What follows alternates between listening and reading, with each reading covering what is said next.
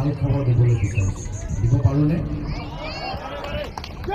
ভাল খবৰ এইটো হ'ল যে প্ৰথম পৰ্যায়ৰ পৰা আমাৰ দুজন আমাৰ প্ৰাৰ্থী আছে, লুৰিণজ্যোতি গগৈ ডাঙৰীয়া আৰু মই যোৰহাট লোকসভা সমষ্টিৰ প্ৰাৰ্থী হিচাপে আপুনি নিশ্চিন্ত হৈ থাকক, আমি দুয়োজনে আমি জিকি আহি আছোঁ।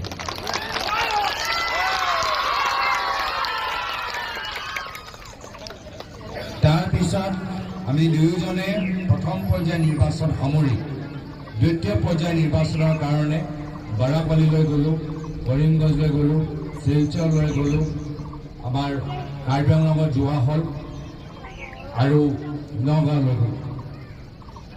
যিমান মই খবৰ পাই আছোঁ, নগাঁও আৰু কৰিমগঞ্জৰ পৰাও আপোনালোকে এটা ভাল খবৰ পাবলৈ গৈ আছে। নগাঁৱত আমাৰ প্ৰাৰ্থী হ'ল প্ৰদ্যুৎ বৰদলৈ আৰু কৰিমগঞ্জত আমাৰ প্ৰাৰ্থী হ'ল ডক্টৰ হাফিজ আব্দুল নাছিৰ চৌধুৰী ডাঙৰীয়া। আৰু অলপ যোৱাকালি মই ধুবুৰী গৈ আহিলোঁ। ধুবুৰীটো আমাৰ যথেষ্ট ভাল খবৰ আপোনাৰ মই পাই আছোঁ। ধুবুৰীলৈ আজি আমি যথেষ্ট এটা ভাল খবৰ পাবলৈ গৈ আছোঁ। এতিয়া কথা হ'ল, য'ত আমাৰ যোৰহাট ভাল, ডিব্ৰুগড় ভাল, নগাঁও ভাল, কৰিমগঞ্জ ভাল, ধুবুৰী ভাল, এতিয়া আমাৰ গোটেই চকুটো পৰিছে গুৱাহাটী লোকসভা সমষ্টিৰ পৰা।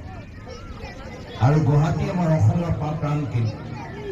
গুৱাহাটীত যি ৰাজনৈতিক সিদ্ধান্ত লোৱা যায়, সেই সিদ্ধান্ত সমগ্ৰ অসমত তাৰ প্ৰভাৱ পেলায়।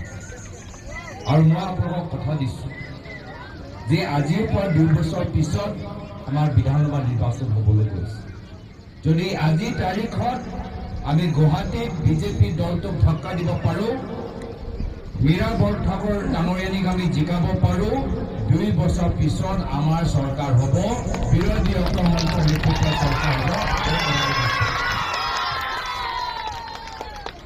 এতিয়া কথাটো হ'ল, ইয়াত আপোনালোকৰ দায়িত্ব। সত্য ৰাইজ মই নিজে যোৰহাটত দেখি আহিছোঁ, লুৰিণজ্যোতি গগৈ ডাঙৰীয়াও ডিব্ৰুগড়ত দেখি আহিছে।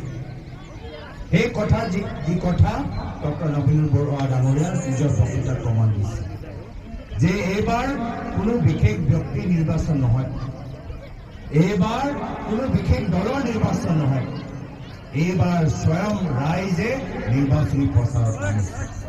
এইবাৰ ৰাইজে এই নিৰ্বাচনত বিজেপিৰ লগত যুঁজিবলৈ আগবাঢ়ি গৈছে। যোৰহাটৰ ৰাইজ আগবাঢ়ি গ'ল, ডিব্ৰুগড়ৰ ৰাইজ আগবাঢ়ি গ'ল, নগাঁও আৰু কৰিমগঞ্জ ৰাইজে নেতৃত্ব লৈছে। আৰু সেইকাৰণে আজি এইখন সভাৰ পৰা আপোনালোকক বিনম্ৰভাৱে অনুৰোধ কৰিছোঁ যে যদি গুৱাহাটী লোকসভা সমষ্টিত আমি নিজৰ মীৰা বৰঠাকুৰ ডাঙৰীয়ানীক জিকাবলৈ বিচাৰোঁ, তেতিয়া ৰাইজক নেতৃত্ব ল'ব লাগিব, ৰাইজে নিজে প্ৰচাৰত নামিব লাগিব। আৰু যদি ৰাইজে নিজে প্ৰচাৰত নামে, যেতিয়া ৰাইজে চুকে কোণে মানুহক বুজায়, তেতিয়া বিজেপি যিমান বাৰ হেলিকপ্টাৰ ইয়াত পেলাওক বা নেপেলাওক, আমাৰ জয়টো নিশ্চিত, আমাৰ জয়টো নিশ্চিত। আৰু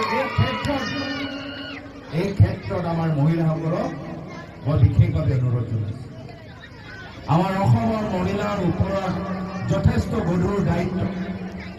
ল'ৰা ছোৱালী চাবলগীয়া আছে, ডাঙৰ ল'ৰা চাবলগীয়া আছে, ঘৰখন চম্ভালিবলৈ আছে, পত্নী হিচাপে দায়িত্ব পালন কৰিবলৈ আছে, বোৱাৰী হিচাপে দায়িত্ব পালন কৰিবলৈ আছে। এতিয়া এই মঞ্চৰ পৰা মই অসমৰ মহিলাসকলক মই বিনম্ৰভাৱে আত্মবিশ্লেষণ কৰিবলৈ অনুৰোধ জনাইছোঁ যে এইখন বিজেপি চৰকাৰে আপোনালোকৰ ঘৰৰ কাৰণে কি কৰিলে, আপোনালোকৰ পৰিয়ালৰ প্ৰত্যেক সদস্য মানে কি কৰিলে। আহক আমি অলপ মিলি জুলি আমি হিচাপটো নিকাঢ়ো, অলপ হিচাপ কৰোঁ আমি। তো আপোনালোকৰ প্ৰথম চিন্তাটো হয় নিজৰ সৰু ল'ৰা ছোৱালীবোৰ ভালকৈ আমি পঢ়াব লাগে, হয়নে নহয়? আমাৰ প্ৰথম কৰ্তব্য যে নিজৰ ল'ৰা ছোৱালীবোৰ আমি ভালকৈ পঢ়াব লাগিব। কিন্তু আজিৰ তাৰিখত কি দেখা পাইছোঁ?